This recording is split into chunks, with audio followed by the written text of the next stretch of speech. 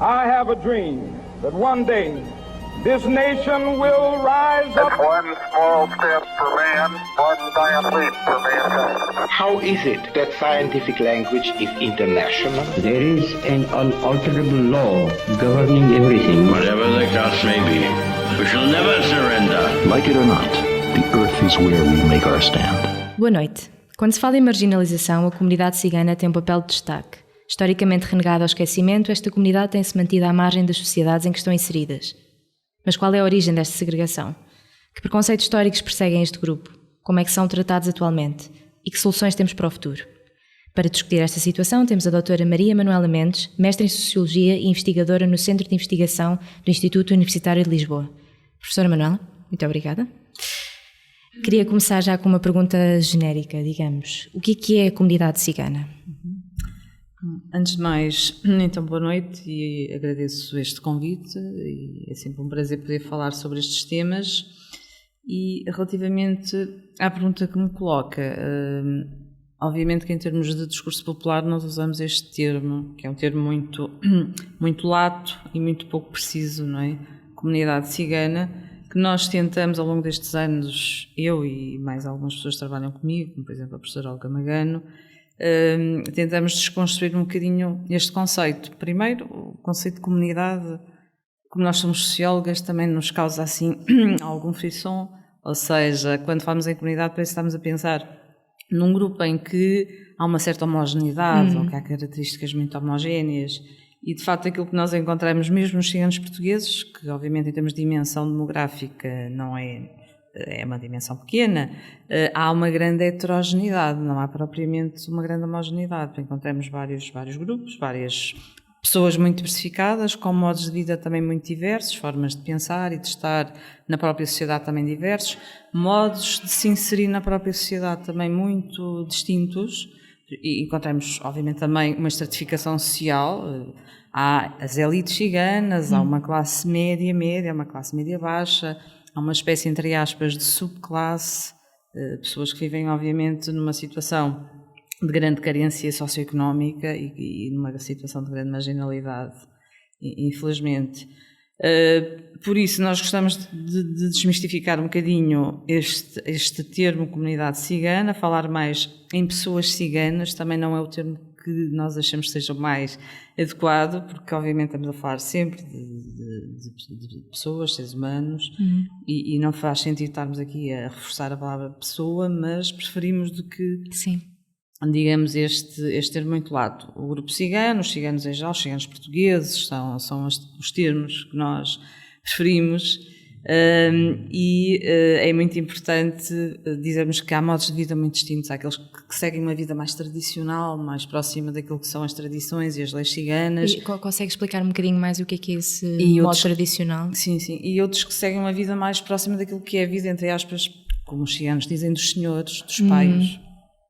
A vida tradicional cigana, grosso modo, e estamos a falar obviamente de traços muito largos e generalistas, estamos a falar das pessoas que ainda se dedicam ao comércio ambulante, ao trabalho na feira, à venda de porta em porta, aquelas pessoas também que fazem de forma muito estrita, também gostam que na sua família haja casamentos endogâmicos apenas, que não haja casamentos mistos, que a questão da virgindade das meninas é muito importante, o casamento segundo a lei cigana ainda é muito importante, a subordinação da mulher também face ao elemento masculino é ainda muito importante, o luto mais pesado, mais estrito também ainda tem um peso muito, muito importante.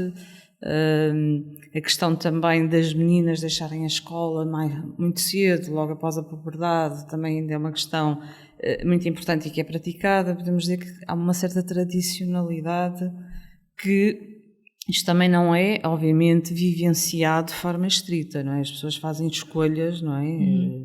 No seu mapa de vida há aqui também digamos, escolhas que fazem opções, há aqui jogos, não é? Por isso quando falamos em tradicionalidade, obviamente que as pessoas não têm que seguir estritamente todas estas regras, não é? E por vezes saltam, e por vezes são praticadas de forma mais flexível, mas as pessoas seguem esse modo de vida que podemos considerar, entre aspas, mais tradicional e que, de certo modo, a sua vida é muito fechada no meio cigano, e que também a coexistência ou a convivência com os não ciganos é mais através do trabalho nas feiras e nos mercados e eventualmente no bairro ou na zona em que vivem podem ter vizinhos não ciganos e de resto, em termos de amizades há um certo fechamento, não é?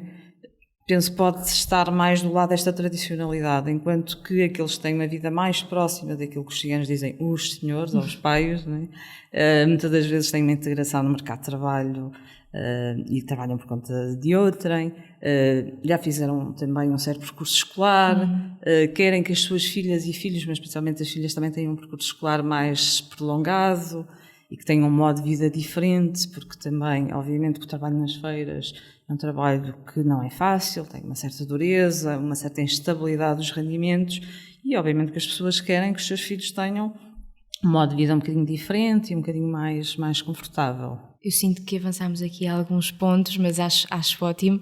Queria só voltar um bocadinho atrás, falar um bocadinho do contexto histórico. Para referência futura, devo dizer comunidade, grupo, falemos em pessoas. Ciganos portugueses, estamos a falar dos nossos ciganos, os ciganos portugueses. Para referência futura, então. Se me conseguisse explicar um bocadinho mais de onde é que surgiu então estas pessoas, este grupo de pessoas ciganas. Em que eles chegaram a Portugal. Sim. Uhum. Não sendo, obviamente, a minha especialidade as questões históricas, mas, obviamente, em trabalhos anteriores tive necessidade de fazer alguma pesquisa a esse nível. Há algumas controvérsias relativamente à sua origem e à altura em que partiram de uma determinada zona de origem. Há sempre uma certa áurea de mistério, não é? Sobre as origens do povo cigano, mas das leituras que eu fiz, e tanto quanto eu sei, é relativamente consensual a área de onde partiram, que se estará situado no noroeste da Índia. Não se sabe muito bem porque é que partiram. Especula-se que os ciganos pertenceriam eventualmente a uma espécie de grupo pária, uma classe social pária, não muito querida nesta zona.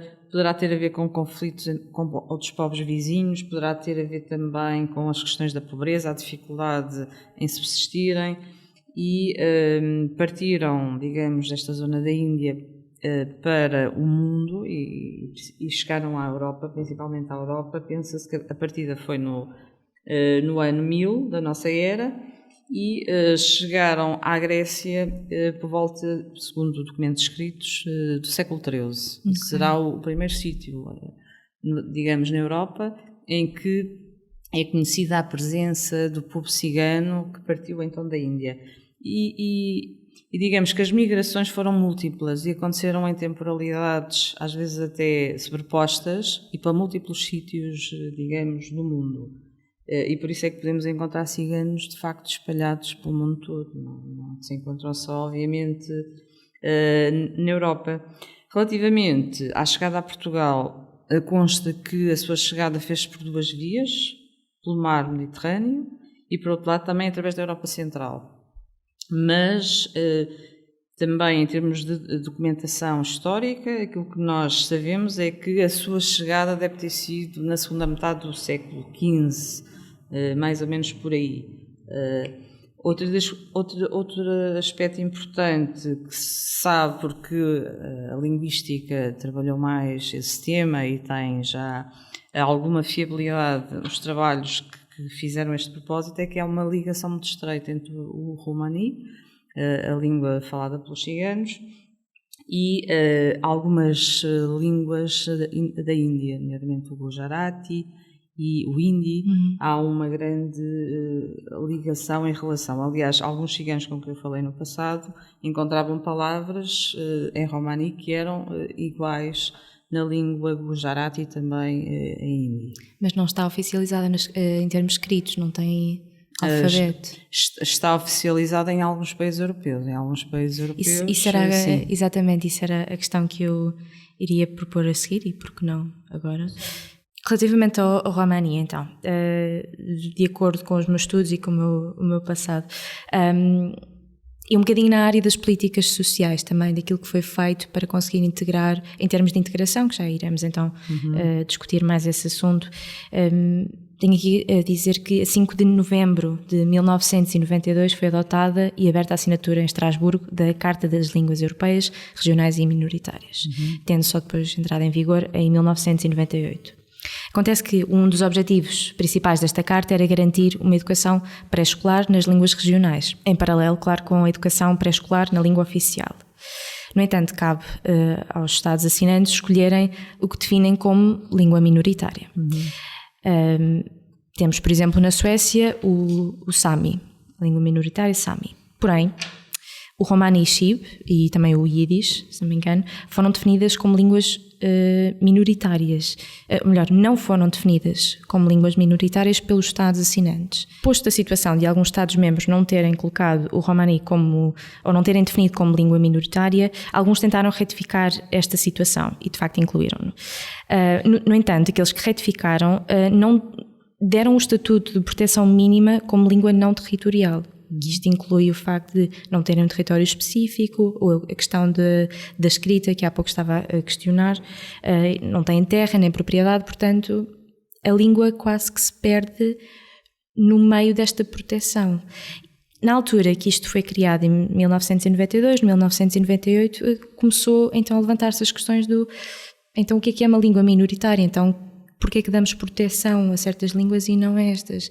E parece que aqui mais persiste então esta espécie de marginalização até com a própria língua deste povo.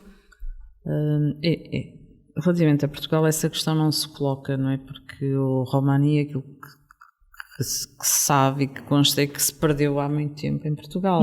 Quer dizer, haverá pessoas mais idosas que saberão, obviamente, algumas palavras em Romani, mas aquilo que os ciganos portugueses e espanhóis falam é uma espécie de calão, que é o caló, não é?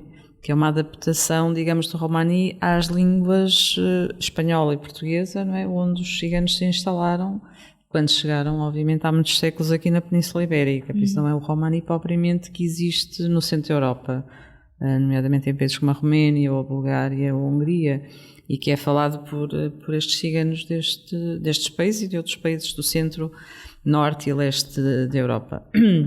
E aí, até porque também frequento vários eventos em que estão ciganos destes países e também alguns investigadores, e as pessoas sabem ainda falar Romani e dialogam em Romani muitas das vezes quando percebem que têm à sua frente um interlocutor que sabe, obviamente, Romani, seja investigador, seja cigano. Nós aqui na Península Ibérica podemos dizer assim, por isso. Haverá ciganos que podem perceber algumas palavras, não é?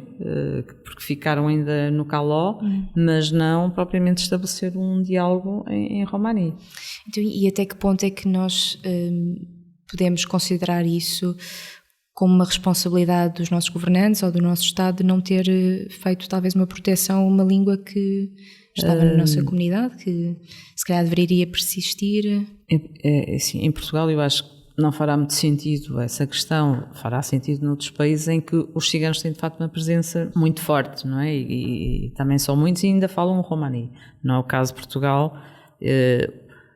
O Estado português, digamos, não querendo ser muito severa, mas na minha opinião o Estado português nunca se importou muito com os ciganos. Essa era é? uma questão que eu também Isso queria nunca foi uma prioridade em termos de intervenção e a sua integração. Por isso, no fundo, perdeu-se um bocadinho o Romani em virtude também do nomadismo forçado a que os ciganos foram sempre submetidos, não é? Em virtude também dos contatos com a sociedade maioritária e dominante, não é? Que falava o português, em virtude, obviamente, de muitas dinâmicas que têm que ser contextualizadas em termos históricos, em práticas de assimilação que o próprio Estado, obviamente, sempre levou a efeito sobre os ciganos, não é? Por isso não podemos esquecer que no passado os ciganos foram alvo de uma série de leis e pragmáticas em que as práticas de assimilação forçada eram muito evidentes, não podiam falar o romani. Sim. Se fossem e até mesmo apanhados, os trajes, não é? Os trajes ciganos, se sim, fossem apanhados a falar romani, ou eventualmente a ler assim às mulheres, Exato. ou vestidas de forma típica, como se vestiriam na altura os ciganos, eram presos, muitas vezes condenados às galés, eram açoitados, eram condenados a ir para o Brasil, etc., até à pena de morte, não é? Chegou a haver a pena de morte também. Estamos a falar de que século? Estamos a falar a partir do século, precisamente a partir do século XVI, foi implementada a pena de morte. Por isso, desde aí, e durante, digamos, a nossa história, e até o século XIX mais ou menos, houve digamos, leis e uma série de pragmáticas muito punitivas que apostavam na expulsão, na reclusão, e obviamente que isso acabou também por ter efeito a esse nível, não é?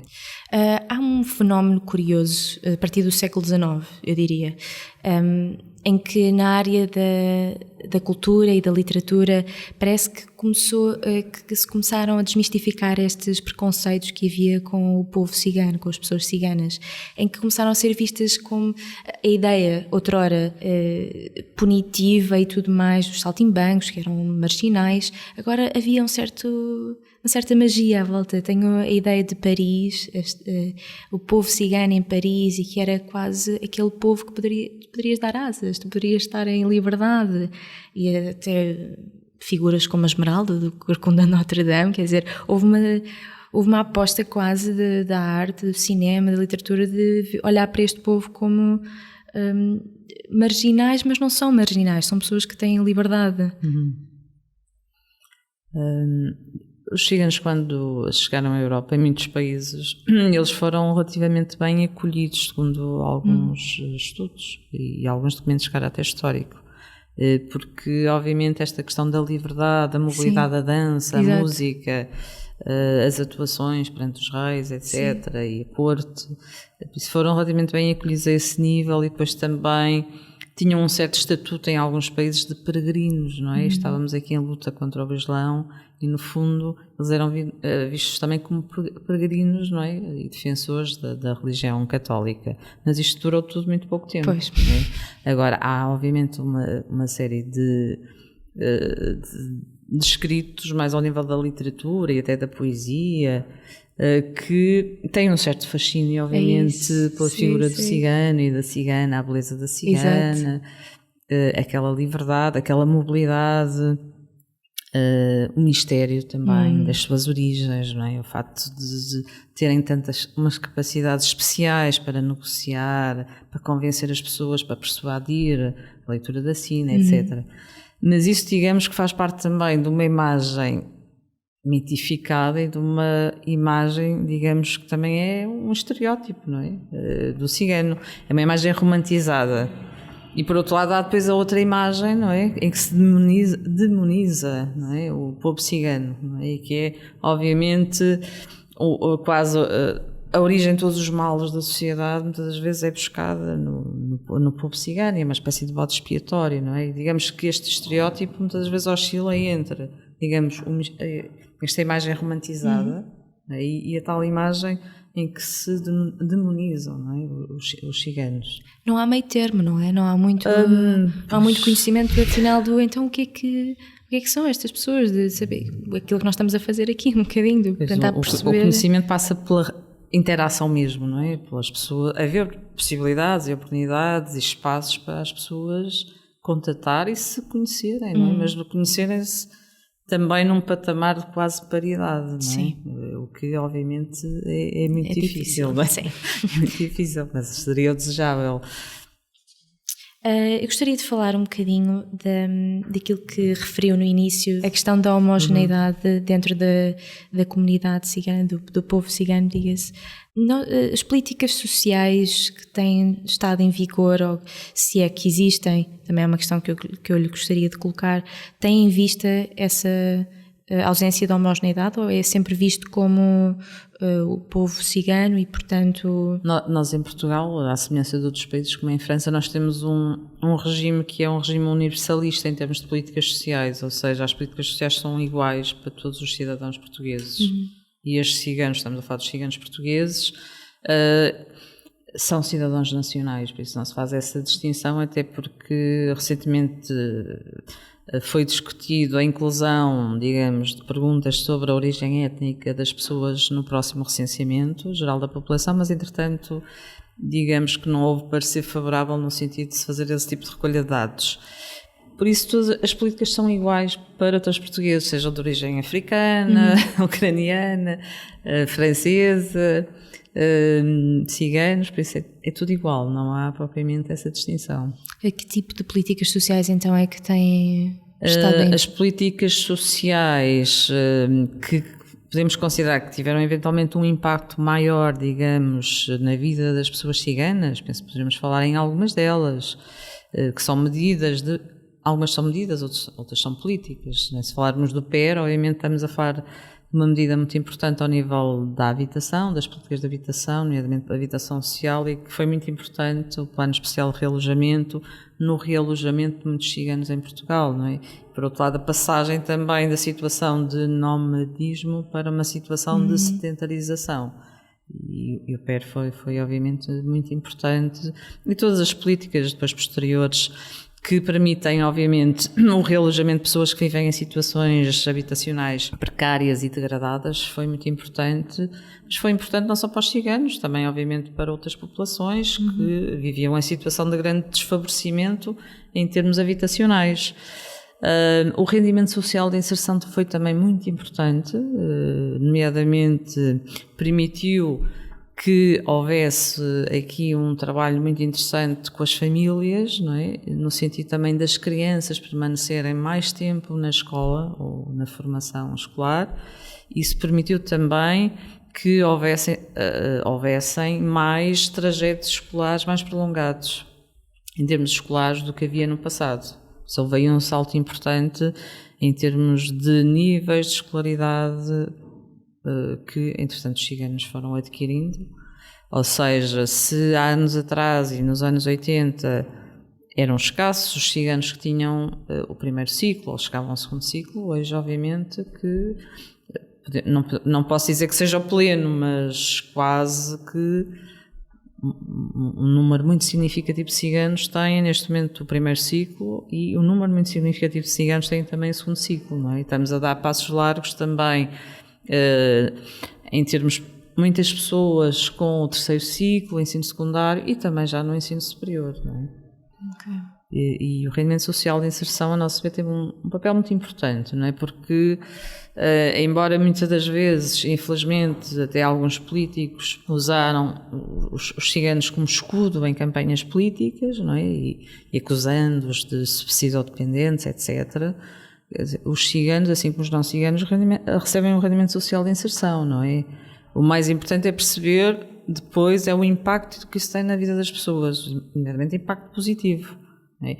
E há muita gente que conseguiu, obviamente, reorganizar a sua vida socioeconómica, a sua vida familiar, etc., por via do rendimento social de inserção. E há muitos ciganos que trabalham hoje de forma autónoma, mas numa fase da sua vida precisaram, obviamente, do apoio do rendimento social de inserção, não é? Para reorganizarem o seu negócio, a sua atividade profissional, ou para terem mais formação e depois abrirem o seu negócio, ou dedicarem-se ao associativismo, ou dedicarem-se a outras atividades ligadas à mediação, etc.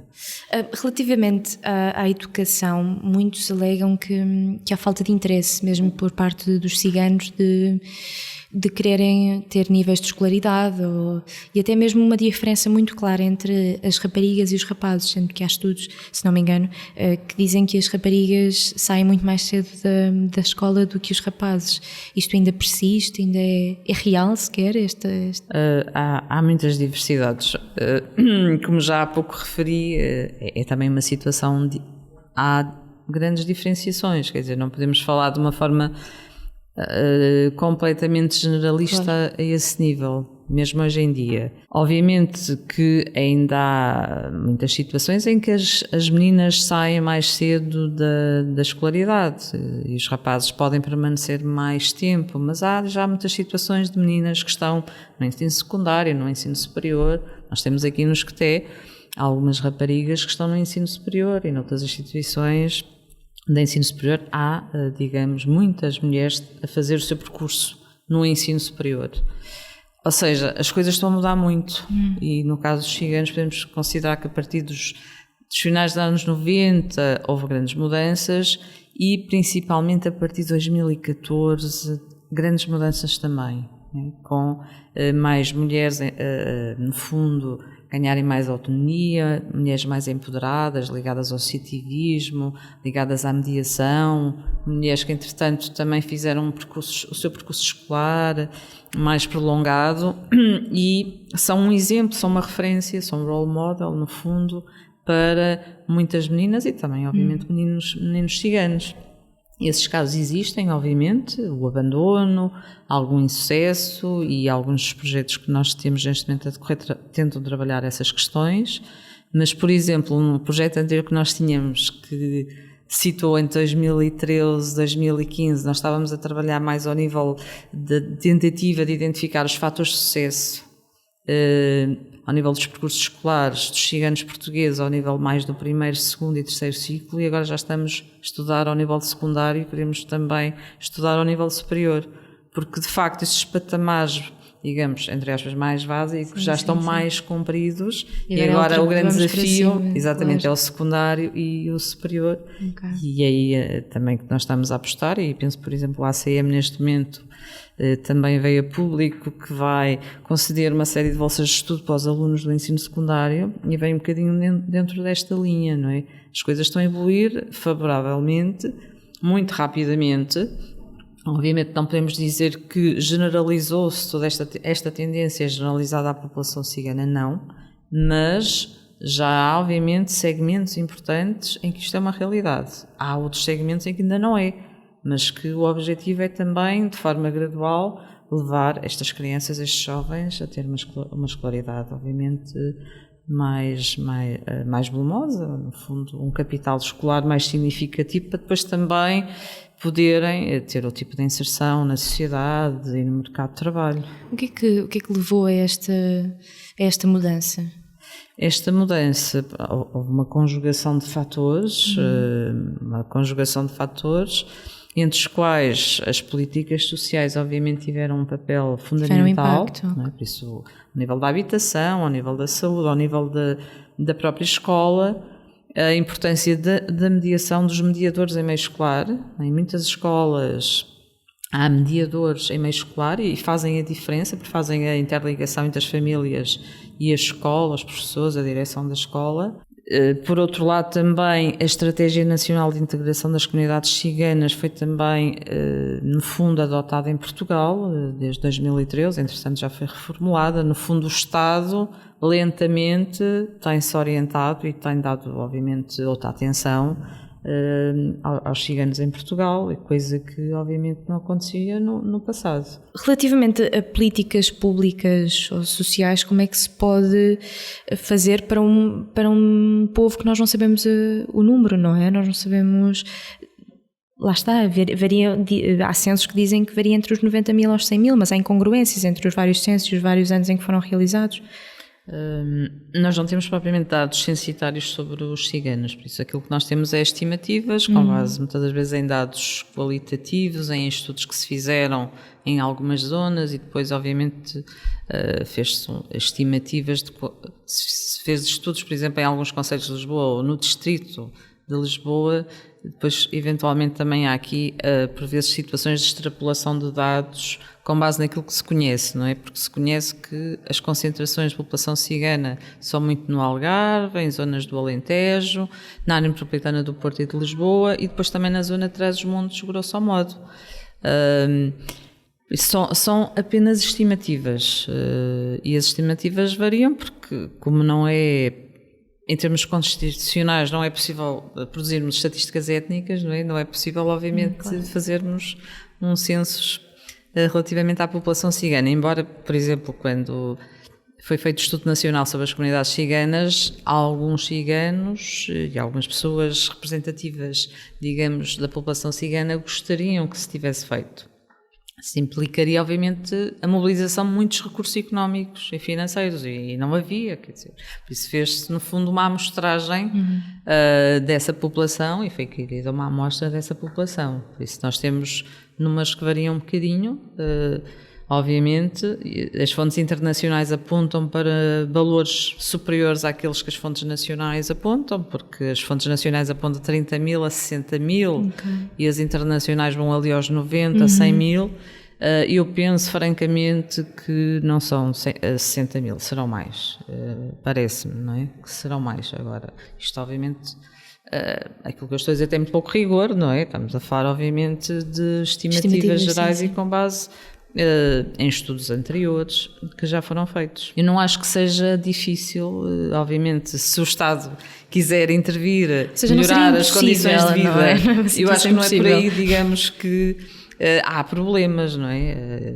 Eu acho que é mais prioritário identificar os principais problemas ou as dificuldades que as pessoas têm em termos de condições de vida ou má qualidade de vida e intervir nessas dimensões. E muitas das vezes digamos que esses domínios em que as pessoas têm mais dificuldade na sua vida não são assim muito distintos daqueles que afetam populações de origem africana, claro. População portuguesa que também obviamente vivencia situações de grande dificuldade socioeconómica. Nós não estaríamos sempre a falar de um problema estritamente desta comunidade, sim, do povo cigano, portanto seria sempre beneficiário para qualquer camada minoritária. Da assiduidade ou do incesso escolar, obviamente pode-se colocar com acuidade por vezes em alguns territórios, porque existe uma concentração maior de população cigana em algumas escolas, mas não será muito diferente do problema também vivenciado por outras populações. Não é? Soluções futuras, se conseguisse determinar o que é que nós podemos fazer para combater tantos estereotipos como caminharmos para uma situação melhor e mais harmoniosa? É difícil falar em soluções. Por um lado porque, obviamente, poderá haver uma panóplia de soluções possíveis. Eu acredito que é necessário, obviamente, termos bons diagnósticos sobre os problemas para podermos encontrar depois soluções e formas de intervenção que sejam eficazes e eficientes. Sem isso, acho que é muito difícil fazer qualquer tipo de intervenção, seja ao nível social, seja ao nível do desenho de políticas ou de medidas. Neste momento, eu penso que em termos de escolaridade e educação, as coisas estão a avançar com alguma rapidez e há já alguns bons resultados. Obviamente que o problema em si não está completamente sanado, mas, por exemplo, ao nível da habitação, eu acho que há muito a fazer, não é? Há, obviamente, muitos ciganos que vivem numa situação de grande precariedade sociohabitacional e mais do que os portugueses em geral e até populações de origem africana. A situação dos ciganos aí acho que é grave, mesmo aqui na área metropolitana de Lisboa. E a questão da empregabilidade. E esse é talvez neste momento o grande desafio, não é? Porque aí eu vejo mais dificuldades, porque aquilo que se sabe também de alguns trabalhos que foram feitos ao nível mais de mestrado sobre as questões da formação e do emprego é que a formação profissional muitas das vezes é desenhada, mas sem ter em conta também algumas particularidades mais culturais da população cigana, é desenhada também para uma população que tem um nível de escolaridade normalmente superior àquilo que os ciganos numa dada faixa etária dos 30 e muitos, 40 até 50 não têm obviamente um nível de escolaridade muito baixo e muitas vezes estas pessoas fazem formações que são formações mais básicas, não lhes dá competências suficientes para entrar no mercado de trabalho. E, por outro lado, também temos a questão dos empregadores. Obviamente, há empregadores que empregam ciganos, não é? e há empregadores que até já receberam alguns prémios da parte do ACM, porque são empregadores sem preconceitos, no fundo, e que aceitaram de bom grado as pessoas ciganas em postos de trabalho nas suas empresas, mas depois há sempre algum receio por parte dos empregadores relativamente aos ciganos, não é? E aí há também um grande trabalho a fazer. E mais do que isso, obviamente, conversas como estas, programas, discussões, que envolvendo ciganos e não ciganos. Obviamente que aqui, por exemplo, seria bom termos ciganos também a conversar, não é? Até porque hoje em dia há um movimento grande de emancipação dos ciganos em toda a Europa, não é? E de empoderamento, em que os próprios ciganos querem ser eles também, querem ser eles a falar, obviamente, em nome deles, e eu acho muito bem, não é?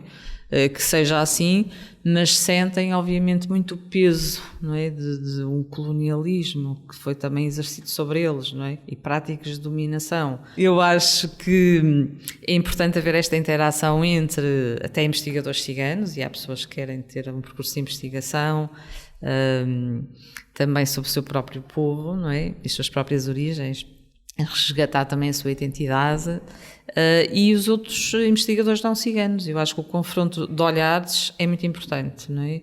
E o meu olhar, muitas das vezes, obviamente, aquilo que eu posso dizer não agrada completamente às pessoas ciganas, tenho obviamente noção disso, mas tento ser, obviamente, o mais rigorosa possível, com base naquilo que sei, e já são muitos anos, desde 92 até hoje já são muitos anos, e eu olho mais para a globalidade dos ciganos. Eu sei que há elites, há pessoas muito empoderadas, pessoas que se movimentam muito bem nas redes sociais, junto dos partidos políticos, junto do poder político, que essas pessoas obviamente podem ser um modelo para as outras, mas há muitas pessoas que vivem em situações de grande carência socioeconómica, não é? E habitacional, etc. Quer dizer, há Portas de Lisboa, aqui no bairro da Torre, que é um bairro que está junto ali ao aeroporto de Lisboa, nós temos ali uma comunidade cigana e uma comunidade africana que vivem juntas num bairro muito precário, de barracas, em que há mulheres ciganas com 28 anos que apenas têm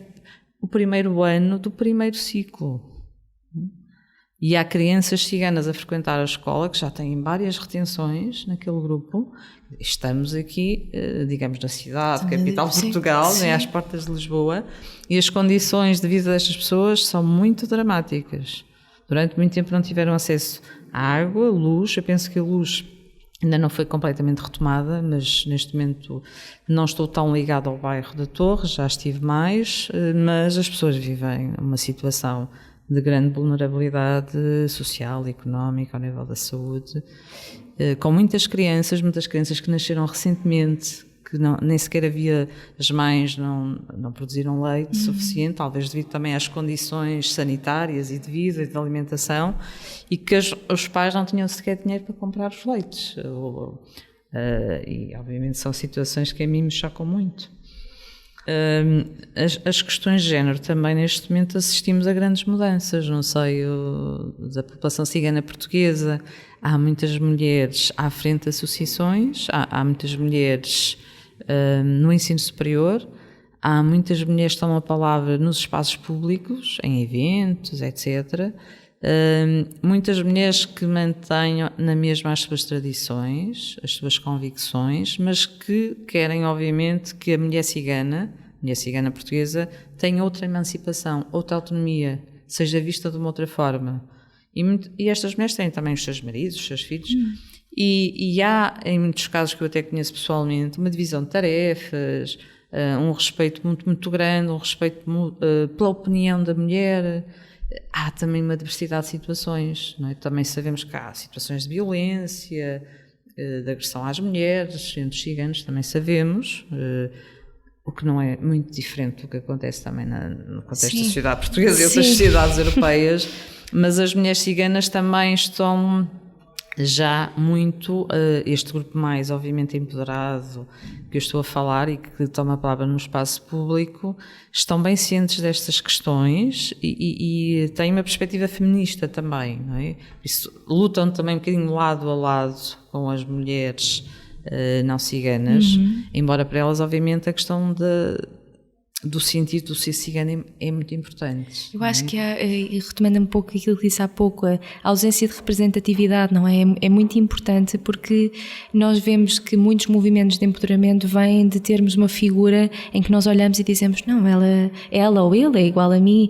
Isto acontece com mulheres negras, acontece com o povo, com pessoas asiáticas. Exatamente. E de facto não há tanta representatividade da mulher cigana ou do homem cigano em que não seja pejorativo, em que se possa olhar e dizer, ok, é isto. Sim, não é verdade. Mas há agora movimentos muito interessantes a nível europeu e agora através das redes sociais estas mulheres comunicam com as suas congêneres noutros países, não é? E têm acesso à informação e acesso a ações e gostam de debater estas questões nas redes sociais, e quando são convidadas para eventos, como já aconteceu aqui no Esqueté, elas vêm e falam e tomam a palavra e é um processo muito interessante, não é? E obviamente que muitas delas querem também ser um exemplo para, obviamente, os outros contextos e outras situações em que isso obviamente está longe de acontecer, não é? Por isso muitas destas mulheres vão a locais e a sítios em que se sabe obviamente que as pessoas vivem com muitas dificuldades e muitas das vezes a mulher tem uma postura muito submissa ainda, etc., e levar uma palavra diferente. Mesmo, por exemplo, no bairro da Torre, as mulheres é que lideram as reuniões, as mulheres é que vão às reuniões. Um grupo de investigação que eu faço parte através da Faculdade de Arquitetura de Lisboa, que é o Gestual, foram feitas algumas pequenas obras nestas casas abarracadas e as mulheres foram as mulheres que colaboraram mais e que estiveram mais presentes. E há, em particular, 2 mulheres que são muito dinâmicas e mulheres com muita força, não é? E neste bairro, por exemplo, há muitas mulheres sozinhas que criaram 6, 7 filhos com muitas dificuldades, mas mulheres com, obviamente, muita garra, não é? Para criar 6, 7 filhos. Sim. E vender no mercado ou numa feira, acho que não é nada fácil, não é? E viver numa situação obviamente muito marginal naquele bairro, não é? E com uma grande precariedade, em que não há casas de banho, não há, muitas vezes não há água, não há luz, etc. É uma grande dureza, não é? E estas mulheres, apesar de tudo, conseguiram, não é? Criar os seus filhos, estão ali. Muitas vezes são elas que criam também os netos e apoiam, obviamente, os netos e os bisnetos, etc. Há alguma ideia da ideia da mulher empreendedora cigana perde um bocadinho da cultura cigana, daquilo que é esperado dela, ou isso já se desmistificou? Ou seja, estas mulheres empreendedoras que cada vez se vê mais, se elas são vistas por algumas camadas, se elas são vistas por alguma camada mais tradicional, como então não és uma verdadeira mulher cigana.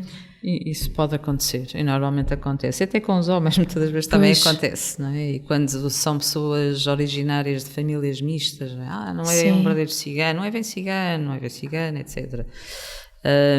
Mas muitas destas pessoas que têm um pé, digamos, no mundo não cigano, ainda têm um pé no mundo cigano, estas pessoas também respeitam as tradições, não é? Tentam respeitar aquilo que é o mais importante e é o sentido, digamos, do seu grupo. E não vejo que isso seja um problema, é uma tensão, e eu conheço, porque também o trabalho de campo que muitas vezes faço é um trabalho mais qualitativo, com entrevistas, com etnografia, com visitas à casa das pessoas, o estar com as pessoas, e é uma tensão muito grande para estas pessoas, não é? Lidar com aquilo que lhe exigem do mundo não cigano e do mundo cigano. E em termos psicológicos, às vezes, digamos, esta gestão não é muito fácil, mas quando as pessoas querem, eu acho que conseguem. Claro. Há uma história muito antiga que eu vou tentar resumir muito rapidamente. A minha experiência, digamos, com os ciganos foi no bairro São João de Deus, no Porto, há muitos anos, nos anos 90, e eu acompanhava um grupo de jovens ciganos num curso de gestão e informática. Eram umas disciplinas assim mais ligadas ao comércio e também às TIC, e já foi há muito tempo. E esses jovens eram jovens muito descrentes, porque era um bairro muito marginalizado, muito estigmatizado na cidade do Porto. Aliás, foi destruído, entretanto, já há alguns anos. Mas eu lembro-me de um jovem em particular que ainda mantém contato, que me dizia muitas das vezes: eu não sei porque é que ando a fazer isto, porque a minha vida não vai mudar. Ele era muito bom aluno, era dos melhores. E um dia houve uma visita de estudo ao bairro de pessoas da Fundação Secretariado Gitano de Madrid, que é uma organização muito forte que apoia muitos ciganos em Espanha e tem um trabalho muito interessante, muitos anos, em várias vertentes da integração da população cigana. E uma dessas pessoas era um senhor de origem cigana, professor universitário, e que eu falei com ele e disse: poderias falar com este jovem porque ele tem muitas capacidades, mas é muito descrente. E ele foi falar com ele e disse o seguinte: olha, é assim, eu sou professor universitário, eu em casa e junto à minha família sou cigano e junto aos meus amigos ciganos eu visto, digamos, a roupa de cigano e pratico as tradições, etc. No mundo não cigano, visto uma outra roupa, entre aspas, não é? E adoto uma outra postura, não é? Para poder coabitar, conviver da melhor forma e, obviamente, exercer as minhas funções e ter também os meus amigos não ciganos, etc. Por isso faço esta gestão, que não é fácil, mas consigo. Mas nunca mais me esqueci dessa história e que o jovem também nunca esqueceu, que é possível, afinal é possível. Nós é que temos que ter, obviamente, esta capacidade, que não é fácil, de fazer esta gestão. Lidar com o conflito interno. Exatamente. O que aconteceu ao jovem, entretanto? O jovem, entretanto, que ele nunca quis trabalhar nas feiras, mas ele trabalha nas feiras, continua a fazer feiras, mas conseguiu fazer ele fez o 8º ano, isto já foi há mais de 20 anos, o 8º ano, e entretanto contatei-o, fui visitá-lo à feira, e ele tem filhos adultos que fizeram o 12º ano e que estão a trabalhar em empresas como a EDP, etc. E por um lado eu pensei, quer dizer, este trabalho que eu fiz junto a esta comunidade e destes jovens, se calhar não valeu tanto a pena, mas se calhar até valeu. Se calhar até. Porque há resultados, pode não ser naquela geração, claro, de forma significativa, mas há nas gerações, exatamente, mas fica nas gerações seguintes. Fica na família, fica na cultura, e já começa a ser isso de facto preconizado. É de assinalar e é de evidenciar, porque é muito importante. Muito obrigada. Genuína, muito obrigada de coração pela sua presença e por esta conversa tão honesta e tão enriquecedora. E vemo-nos no próximo tema.